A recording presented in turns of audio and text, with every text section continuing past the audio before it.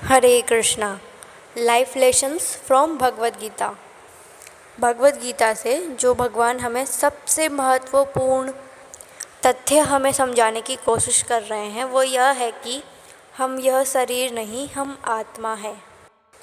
क्योंकि यह मानव देह हमेशा के लिए नहीं रहती, लेकिन आत्मा हमेशा के लिए बनी रहती है। हम हमारा शरीर ठीक वैसे ही बदलते रहते हैं जैसे कोई व्यक्ति कपड़े, क्योंकि हमारे मानव शरीर का समय पूरा होने पर हमारी आत्मा को दूसरे शरीर में स्थानांतरित कर दिया जाता है और यही जन्म मृत्यु का चक्र कहलाता है।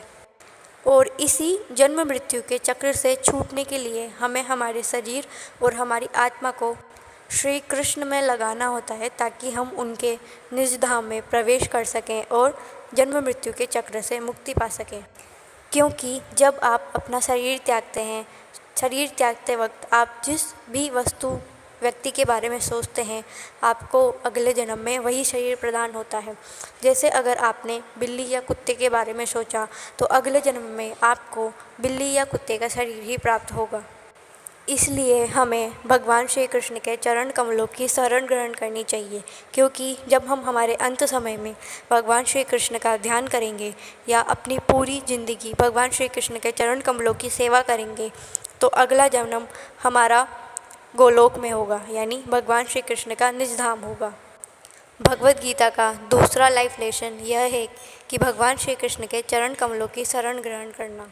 परमेश्वर की शरण ग्रहण करने वाले को किसी प्रकार का भय नहीं रह जाता, चाहे वह कितनी ही विपत्ति में क्यों न हो।